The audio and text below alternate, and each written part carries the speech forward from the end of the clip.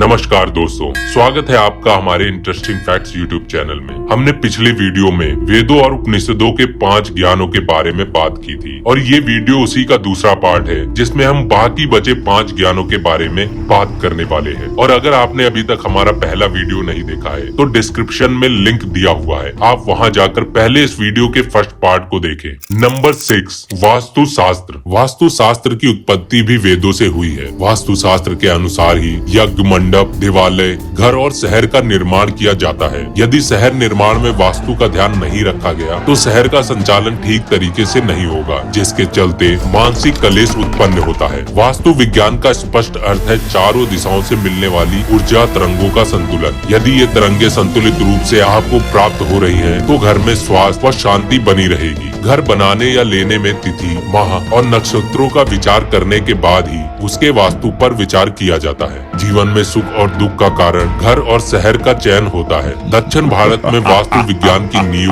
मैदानों ने रखी थी, तो उत्तर भारत में विश्वकर्मा जी ने। वास्तु का विवरण अथर्ववेद में मिलता है। नंबर 7, यज्ञ। यज्ञ कर्म विज्ञान है, कोई कर्म कांड नहीं है। इसके विज्ञान को समझे बगैर इसे नकारा नहीं जा सकता। जब हम यज्ञ में लकड़ी और घी डालते हैं तो इससे हजारों टन ऑक्सीजन का निर्माण होता है। यज्ञ को पूजा पाठ नहीं समझा जाना चाहिए, बल्कि इसे एक विज्ञान की तरह देखना चाहिए। यज्ञ करने के नियम होते हैं। वेदों में जिन यज्ञों की चर्चा की गई है वे 5 प्रकार के होते हैं: ब्रह्म यज्ञ, देव यज्ञ, पितृ यज्ञ, वैश्वदेव यज्ञ और अतिथि यज्ञ। देव योग को ही अग्निहोत्री कर्म कहते हैं। यज्ञों का विवरण यजुर्वेद में मिलता है। नंबर 1, तंत्र शास्त्र। तंत्र एक रहस्यमयी विद्या है। हिंदू धर्म के साथ ही बौद्ध धर्म और जैन धर्म में भी इस विद्या का प्रचलन है। तंत्र को मूलतः शैव आगम शास्त्रों से जोड़कर देखा जाता है, लेकिन इसका मूल अथर्ववेद में पाया जाता है। तंत्र शास्त्र 3 भागों में विभक्त है: आगम तंत्र, यामल तंत्र और मुख्य तंत्र। तंत्र शास्त्र में मंत्र और पूजा अलग अलग किस्म के होते हैं। तंत्र विद्या के माध्यम से व्यक्ति अपनी आत्म शक्ति का विकास करके कई तरह की शक्तियों से संपन्न हो सकता है।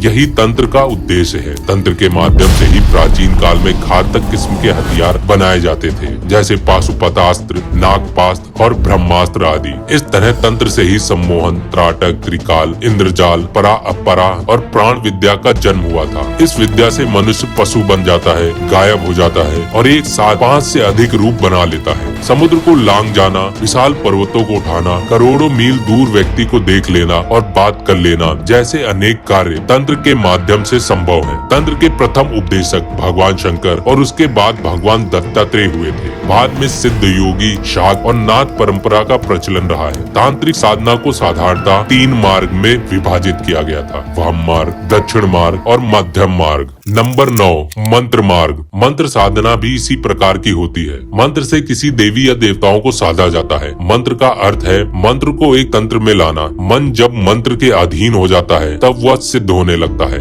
मंत्र साधना भौतिक बाधाओं का आध्यात्मिक उपचार है। मुख्यतः 3 प्रकार के मंत्र होते हैं: वैदिक मंत्र, तांत्रिक मंत्र और शाबर मंत्र। मंत्र जाप के 3 भेद होते हैं: वाचिक, उपांशु और मानस। वाचिक जप में उसे ऊंचे स्वर में स्पष्ट शब्दों में मंत्र का उच्चारण किया जाता है, जबकि उपांशु जप का अर्थ है जिसमें उसके जप करने वाले की जिह्वा हिलते हुए दिखाई देती है और वो बहुत धीमी ध्वनि में जाप करता है। और मानस का अर्थ है जिसमें व्यक्ति मंत्र का जाप अपने मन में ही करता है, जिसमें कोई भी ध्वनि उत्पन्न नहीं होती है। नंबर 10, जाति स्मरण मार्ग। पूर्व जन्म को जानने का यह मार्ग है। जब चित्त स्थिर हो जाता है, अर्थात मन भटकना छोड़कर एकाग्र होकर सांसों में ही स्थिर रहने लगे, तब जाति स्मरण का प्रयोग करना चाहिए। जाति स्मरण के प्रयोग के लिए ध्यान को जारी रखते हुए जब आप भी बिस्तर पर सोने जाएं, तब आंखें बंद करके उल्टे क्रम में अपनी दिनचर्या की घटनाओं को याद करें। जैसे सोने के पूर्व आप क्या कर रहे थे, फिर उसके पूर्व आप क्या कर रहे थे। तब इस तरह की स्मृतियों को सुबह उठने तक ले जाएं।